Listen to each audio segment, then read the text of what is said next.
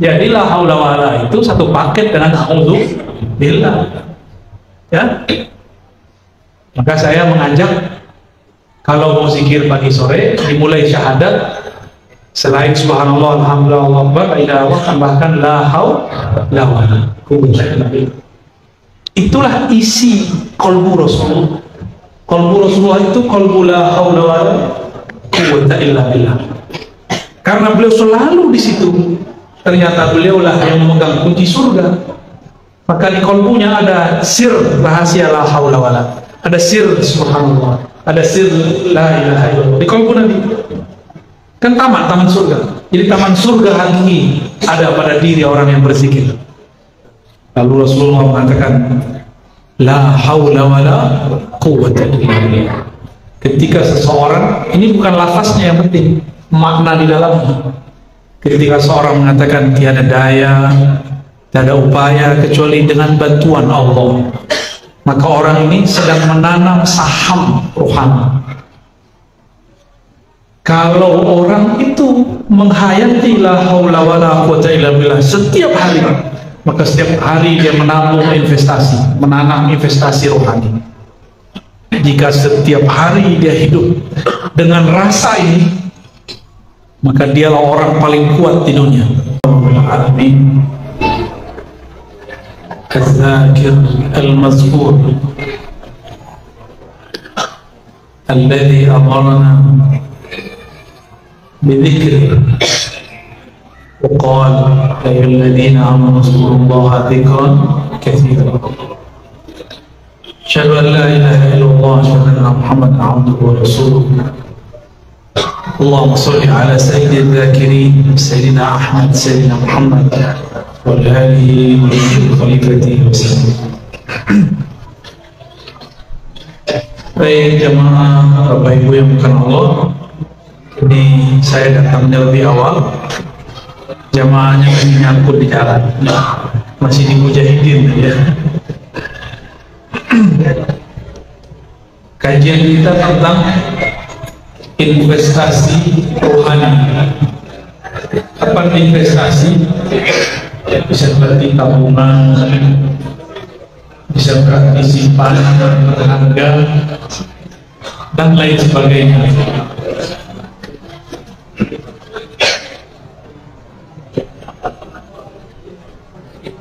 Kalau Bapak punya kawan, punya duit banyak, bisa dipinjam nggak duitnya? Saya, kalau Bapak punya duit banyak, ada orang susah bisa bantu orang. Tapi kalau tidak ada duit, gimana cara membantu orang pakai duit? Itu baru di dunia. Yang bisa bantu orang di dunia yang punya aset investasi dunia, yang bisa bantu rohani seseorang yang di kolbunya ada tabungan berharga investasi rohani, yang punya hak untuk memberi syafaat nanti di akhirat. Itulah zat yang dirinya setiap nafasnya selalu mengingat Allah Subhanahu wa ta'ala. Kata orang mursyid itu hebat. Siapa bilang mursyid hebat? Mursyid itu hebat karena dibuat hebat. Kata orang wali itu hebat, tidak. Wali itu karena diangkat Allah, ya jadi luar biasa. Kata orang kalau kita zikir banyak, maka kita jadi tenang. Belum tentu juga kawan saya zikirnya banyak, tapi gelisahnya tambah. Kenapa? Karena niat zikirnya belum dimulai. Dia zikir bukan karena ingin mendengar Allah, tapi dia zikir karena ingin sesuatu selain Allah. Suatu kali Nabi SAW mengatakan,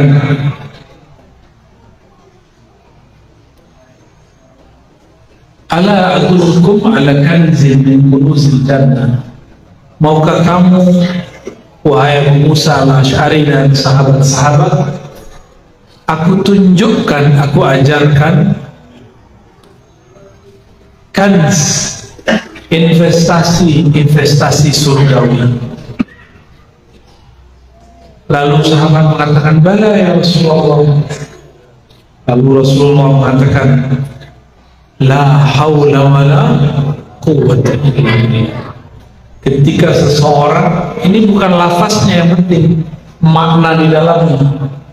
Ketika seorang mengatakan tiada daya, tiada upaya kecuali dengan bantuan Allah, maka orang ini sedang menanam saham rohani.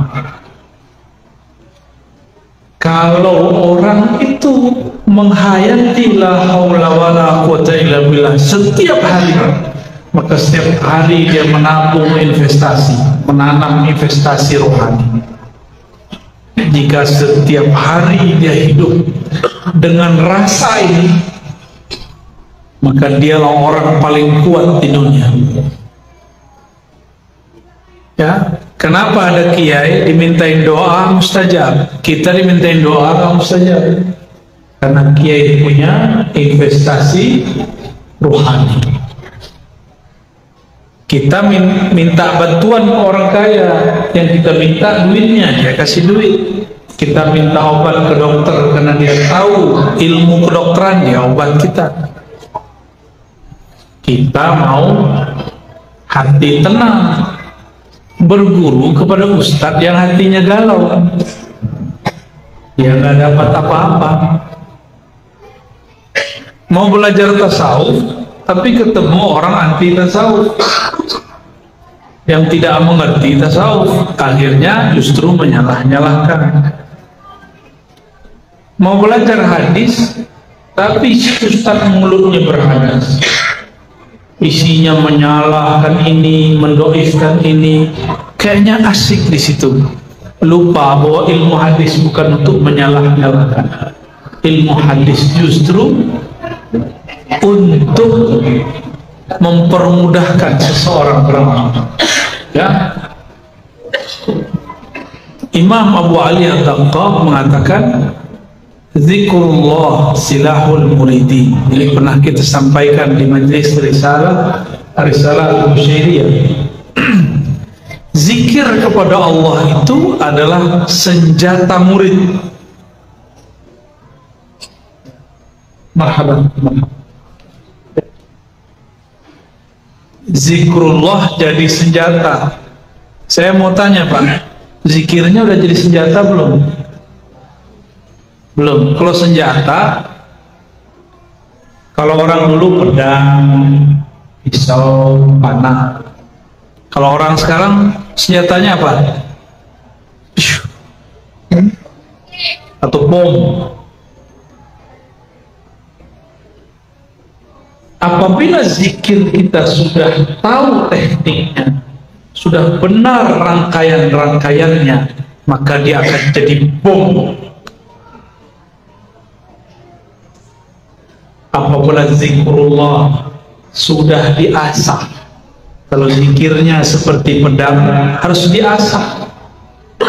Jadi masing-masing kita ini sudah dibeli pisau oleh guru, diberi senjata oleh tuan guru syekh, dikasih zikir subhanallah ka alhamdulillah, tapi sayang pisaunya tidak diasah. Sudah diasah tapi tidak berlatih.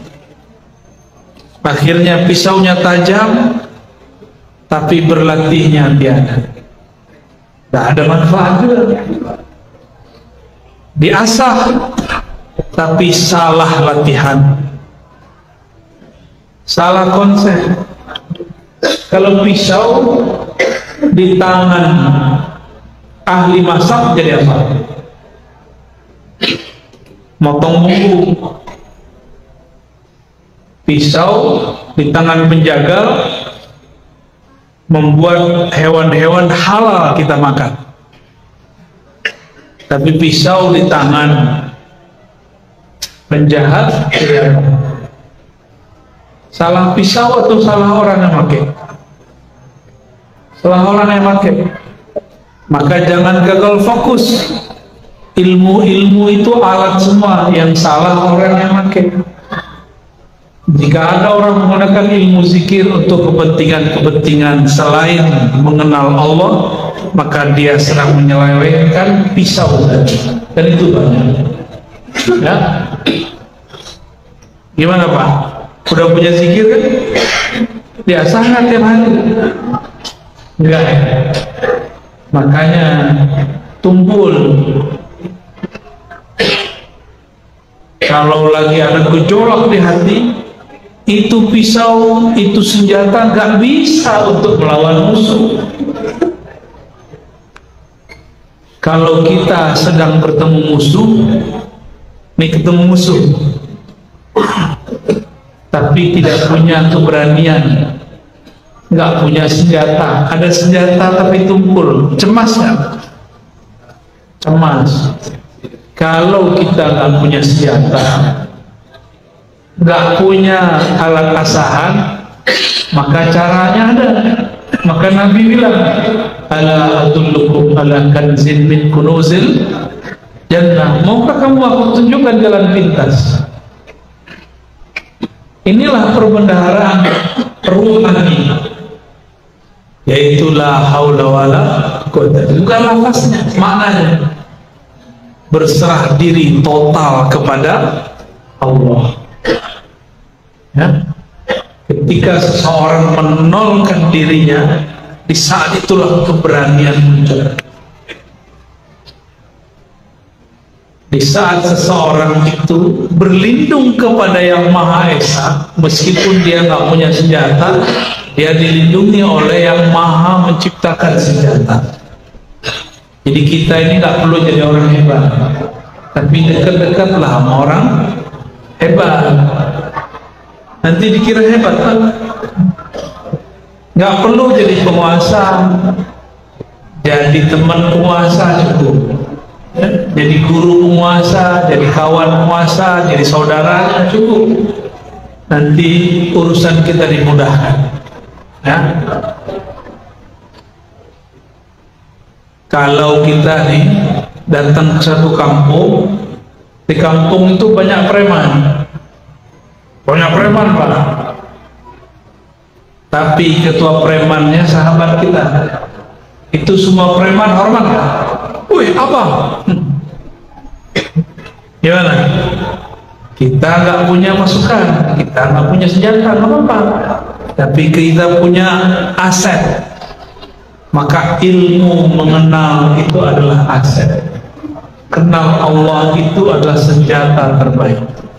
Maka benteng terbaik bukan dinding-dinding yang tebal, pagar-pagar yang berlapis.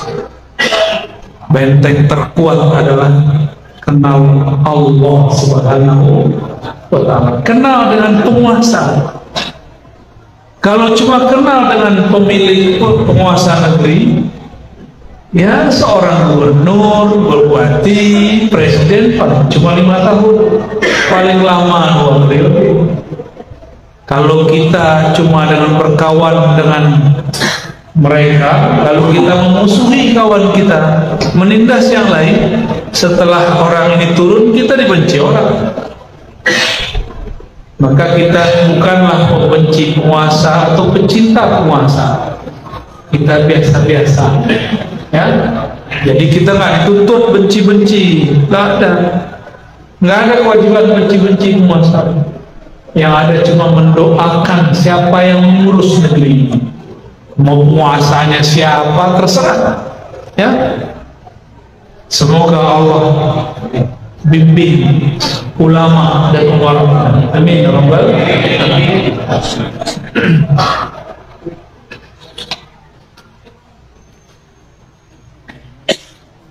Suatu kali, ini hadis yang sudah masyhur, sudah beberapa kali juga saya kisahkan dalam kajian Ar-Risalah. Nabi itu berperang. Di saat beristirahat, beliau pergi ke satu pohon yang bisa jadi sasaran. Biasanya sahabat mengawal beliau, Tapi kali sahabat yang mengawal tidak sanggup bahkan mengawal dirinya sendiri.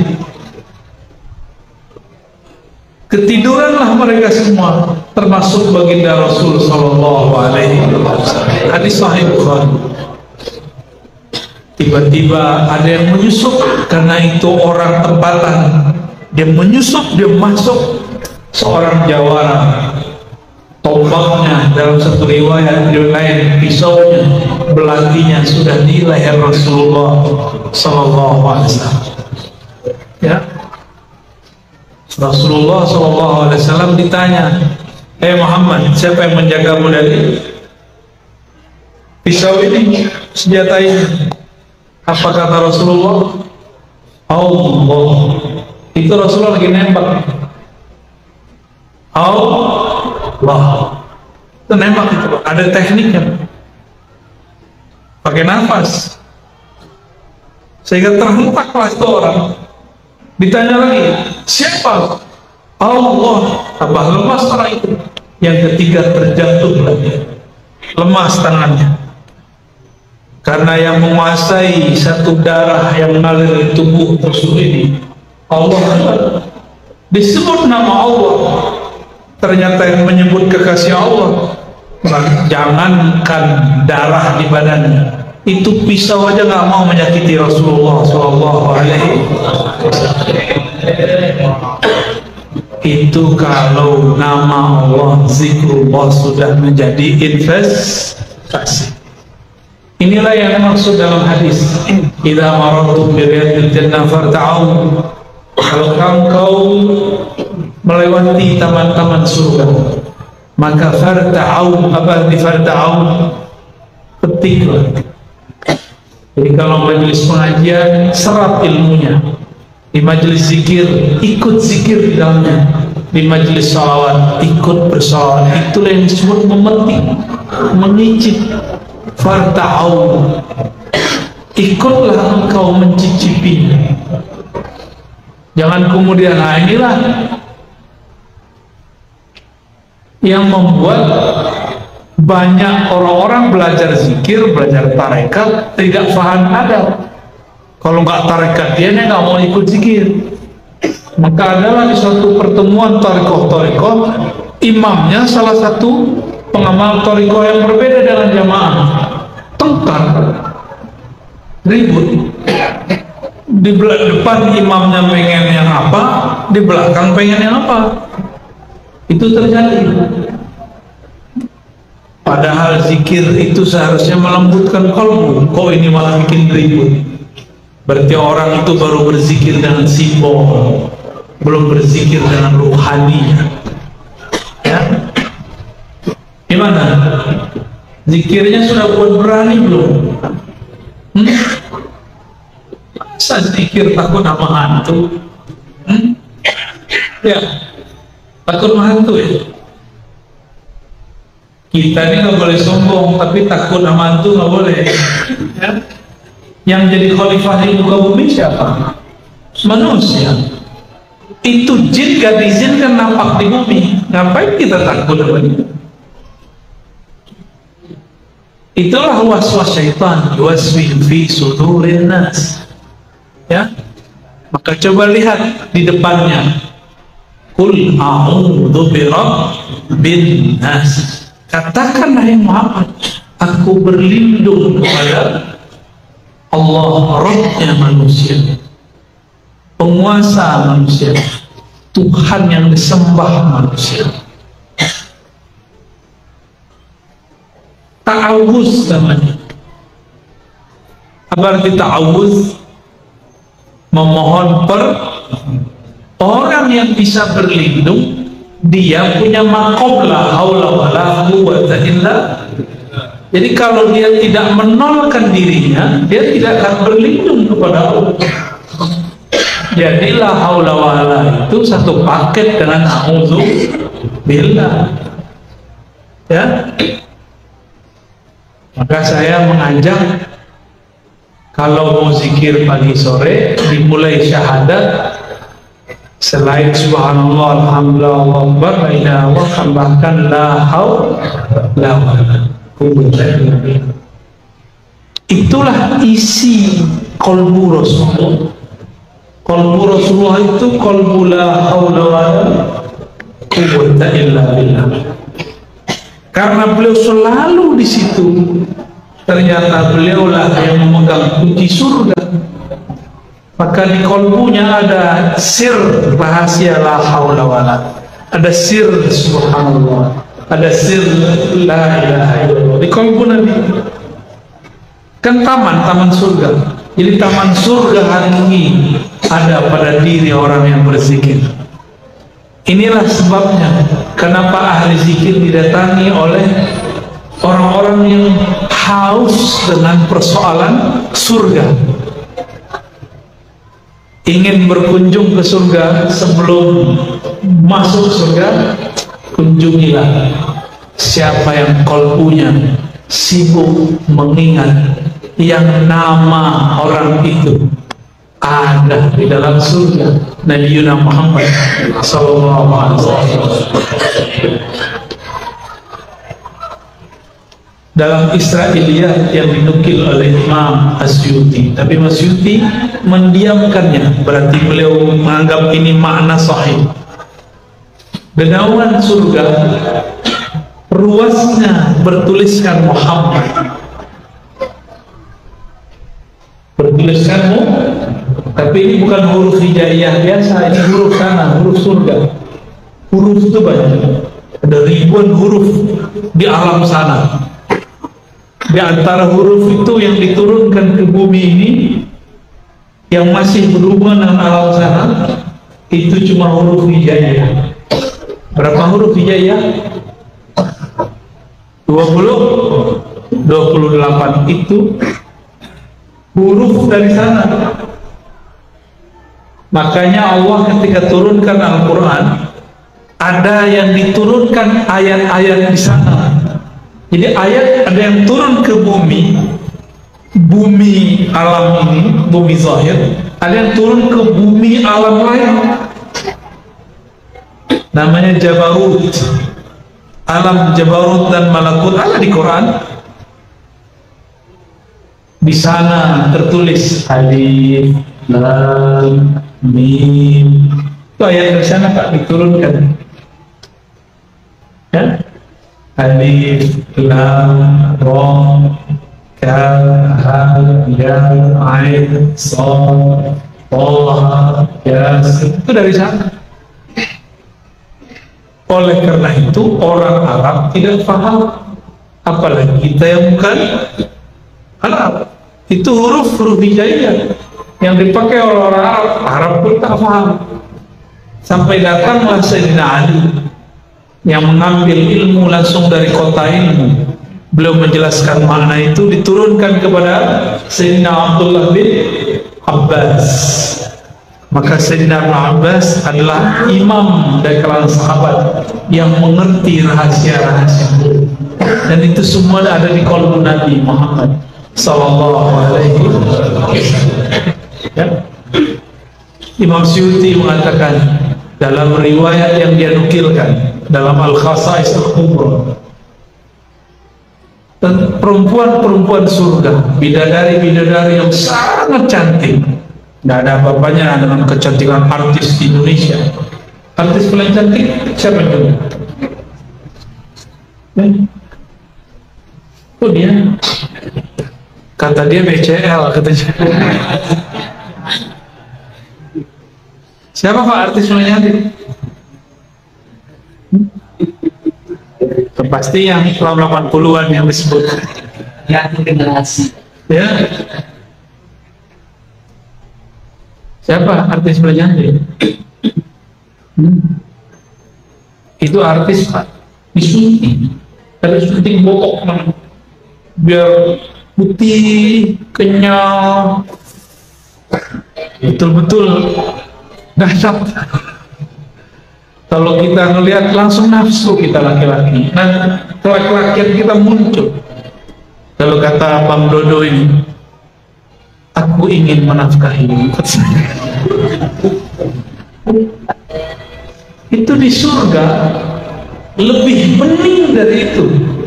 Bahkan urat-urat darah, pembuluh darahnya terlihat, saking bening orang itu.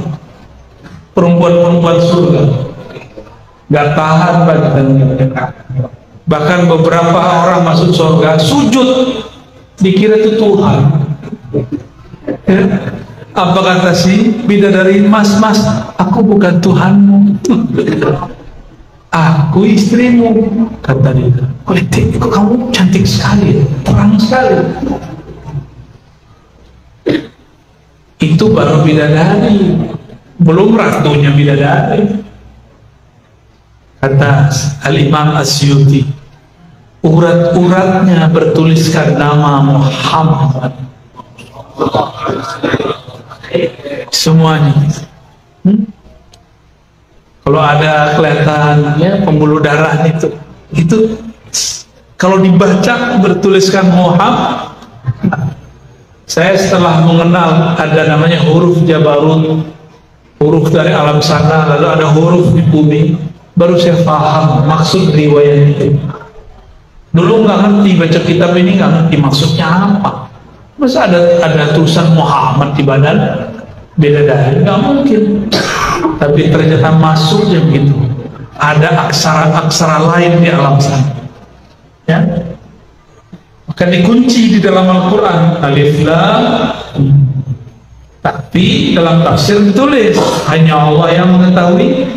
Itu kurang tepat. Benar tapi kurang tepat. Untuk orang awam boleh, tapi untuk guru, kiai, ulama dia harus cari tahu. Ya, harus cari tahu bahwa ada maknanya di dalam tafsir. Baik. Jadi kolbu Nabi ini, di dalam kolbu beliau ada apa? Ada hakikat la haula wala quwwata illa billah. Inilah yang membuat beliau ini bergerak bukan dengan nafsunya. Kirim sahabat ke Ethiopia, nyampe di sana direcokin oleh kafir Quraisy, hampir saja gagal. Selesai misi balik. Lalu beliau juga mau hijrah ke Taif, ternyata diusir. Beliau nggak mengeluh, nggak ada mengeluh. Ini baru cekcok antara pengurus masjid, udah pengen mundur aja ya. Kalau begini mundur nggak mau ngurus masjid, mundur aja, nggak usah berjuang ya. Baru gitu-gitu doang ngurusin majelis, tersinggung dikit hilang. Rasulullah kalau kayak ente selesai, nggak ada Islam masuk ke negeri ini ya. Di kita ini kalau mau berjuang mengurus umat nggak boleh gampang tersinggung, nggak boleh baper ke anak muda. Atau baper Pak? Bawa perasaan dikit-dikit, hatiku sakit, aku tersinggung, kame kata orang, kame tersinggung. Baik, Rasulullah karena di kolbunya ada hakikat la haula wala quwwata illa billah. Belum menyadari geraknya ini harus mengikuti geraknya Allah, jangan gerak-gerak sendiri.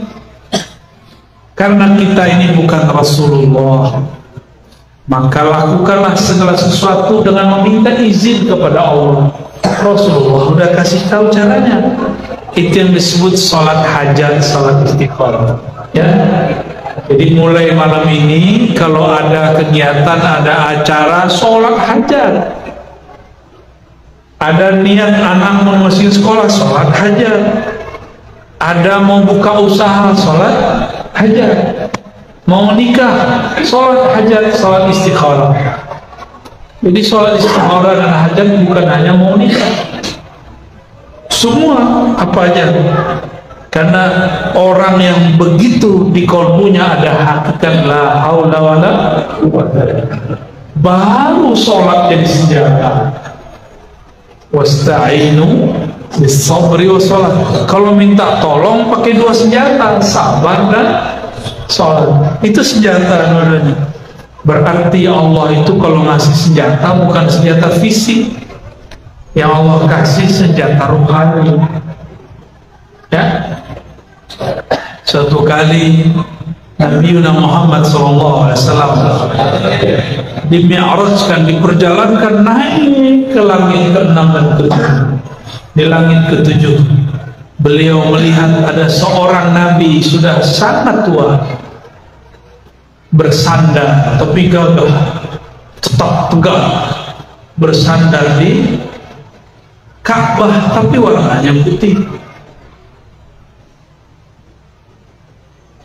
Dilihat wajahnya kok mirip wajah Rasulullah, bedanya lebih tua dari wajah Rasulullah Shallallahu Alaihi Wasallam.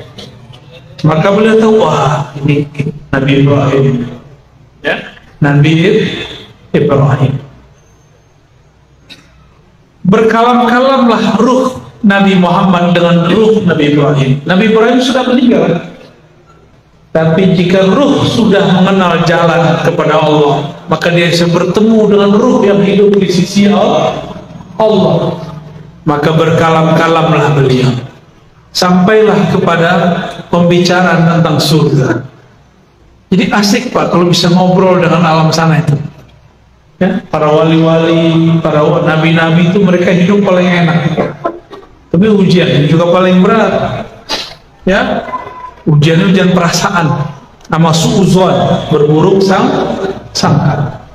Sampailah pembicaraan mereka mengenai surga, bahan-bahan surga, tanah-tanah surga, pohon-pohon surga, rumah-rumah surga, semua tentang surga. Apa kata Nabi Ibrahim sallallahu alaihi wasallam? Ya. Wahai cucuku Muhammad, baligh ummataka minni assalam, sampaikan salamku kepada umat. Ini umat Nabi Muhammad kan? Umat Nabi Muhammad kan? Ya, antum dapat salam Nabi Ibrahim. Makanya kita baca Assalamualaikum ya Sayyidina Ibrahim. Dapat salam, baru balas ya. Udah lama loh. Jadi ruh bisa kirim salam. Ini dia hadisnya sahih. Lalu beliau mengatakan, sampaikan kepada umatmu bahwa sorga itu subur, sorga itu bagus, sorga itu luas. Cuma belum ada rumahnya, belum ada pohonnya, belum ada kebunnya. Terus gimana? Perintahkan umatmu untuk menanamnya sedari masih hidup. Gimana caranya? Perbanyaklah baca zikrullah, subhanallah, alhamdulillah, la ilaha illallah. Nih, Nabi Ibrahim ngomong gitu. Kalau di hadis lain, ya, man bana masjidan banallahu lahu baitan fil jannah. Yang membangun masjid maka Allah bangunkan rumah di surga. Ini bukan rumah di sini loh Pak ya, rumah di surga. Satu kali malaikat Jibril membawa Nabi Muhammad mutar-mutar di surga. Udah lelah seharian, Jibril turun. Apa kata Jibril? Hei Muhammad, tahu nggak kamu itu surga punya siapa barusan? Itu komplek luar rumah Abu Bakar, baru kebunnya. Kalau masuk ke taman dalamnya, rumahnya Abu Bakar As-Siddiq radhiyallahu ta'ala. Jadi nanti tinggal di surga, itu rumah kita kayak istana gede-gede. Kalau masuk surga, amin. Ya. Sekarang banyak panitia surga soalnya. Dikit-dikit ngancem orang, ya. Dikit-dikit bilang saya saksi nanti di akhirat ente zolim, saya saksi di akhirat ente jahil. Itu yang banyak, mesej saya banyak begitu. Ya kita balesin yang sempat dibalesin. emang ente masih sempat bersaksi? Mengurus saja diri sendiri, di dunia aja nggak bisa ngurus diri sendiri, ya. Aneh bersaksi, apapun nanti di akhirat kita akan siapkan jawabannya. Tafaulan dengan apa yang dikatakan oleh Imam Bukhari. Kata Imam Bukhari, tidaklah aku melakukan sesuatu kecuali aku siapkan dalilnya di hadapan Allah, hujahnya di hadapan Allah Subhanahu wa ta'ala. Udah begitu belum? Apa yang kita lakukan hari ini udah disiapkan belum jalannya, hujahnya? Kalau taat hujahnya apa, kalau maksiat hujahnya apa? Harus ada semua, ya. Kita punya anak, punya murid, punya salah. Kalau dia punya hujah, kita maafkan, benar nggak? Apa arti hujah? Alasan yang tepat. Udah punya alasan belum? Belum ya? Mau dikasih alasan nggak? Sayyidina Isa ketika Allah murka kepada hamba-hamba manusia, kata beliau, ini diulang oleh Nabi Muhammad ketika beliau sholat dan hanya membaca satu ayat ini. Ini ada di surah Al-Maidah. Ya Allah, jika engkau marah, ya kami, mereka ini masih hamba. Kalau engkau murka, ya Allah, kami kan tetap hamba-Mu juga. Kami mau lari ke siapa lagi, ya Allah? Bermanja-manja. Seperti seorang anak diusir oleh orang tuanya. Oh, pergi. Sananya bilang, kalau bapak usir saya mau tinggal di mana? Nah, gak jadi marah bapaknya. Bapak saya kan cuma satu. Tapi jangan kayak setan. Iblis itu salah menyalahkan Allah. Ya Allah, saya begini kan engkau juga yang berkehendak. Iblis kurang ajar. Dia nggak pernah kuliah, dia nggak pernah nyantri, dia. Seharusnya dia nyantri sama Nabi Adam, tapi dia nggak mau. Dia gengsi, karena Nabi Adam baru lahir. Ya, sudah puluhan ribu tahun di surga. Hati-hati bapak yang punya umur lebih tua, jangan remehkan anak muda. Karena zaman ini, zaman Allah turunkan ilmu banyak sekali ke anak muda. Tapi hati-hati juga, jangan sembarang anak muda. Ya, baik, bapak ibu yang makan Allah. Begitu Nabi Ibrahim gamblang mengasih tahu bahwa investasi surga adalah zikir-zikir. Masih mau ninggalin zikir nggak? Jadi besok pagi, bahkan sebelum tidur, ada zikir Fatimah. Kata Sayyidina Ali, aku tidak pernah meninggalkan zikir ini kecuali di waktu perang Siffin. Aku telat membacanya di akhir malam. Zikirnya sederhana yang kita baca pada sholat. Subhanallah 33, Alhamdulillah 33, Allahu Akbar 33, la ilaha illallah. Mudah nggak? Mudah nggak? Daripada buka Facebook lebih lama mana? Balas punya orang lebih lama mana? Kenapa? Balas Facebook, pencet-pencet gak bid'ah, tapi pakai tasbih bid'ah. Ente punya akal di mana? Hah? Ente ngata-ngatain ustaz yang hafal ribuan dalil, yang ngaji sudah lama belasan tahun, puluhan tahun, kiai-kiai itu cuma karena dia pakai tasbih. Tapi ente mencet-mencet tiap malam menghujat mereka. Lebih mulia mereka lah daripada mencet-mencet dengan kata-kata itu. Kata-kata kurang ajar kadang-kadang, ya.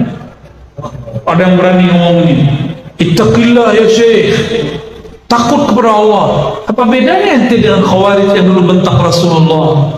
Allah yahdik, semoga Allah berhidayahmu. Ya kita doain begitu senang, ya. Kita didoain begitu senang nggak? Senang, tapi dia lupa mendoakan dirinya sendiri. Saya mau tanya Pak, mencet handphone sama pegang tasbih, mulia mana? Mana yang lebih bid'ah? Beneran? Sini handphonenya. Gak ada yang mau, imannya kurang semua. Oke, ya udah antum balikin handphonenya. Nanti sebelum tidur mau ngamalin zikir? Mau. Satu zikir Allah lipatkan di sana 10. Satu zikir jadi 10 pohon di surga. Satu pohon ente jalan 100 hari, 100 tahun gak lewat-lewat. Besar dia pohon itu. Mau nggak ngamalin? Orang-orang yang kaya nanti adalah orang-orang yang rutin menabung zikrul. Kira-kira itu yang bisa saya sampaikan. Ada pertanyaan enggak? Oke. Teman-teman, kalau ada yang mau didiskusnya,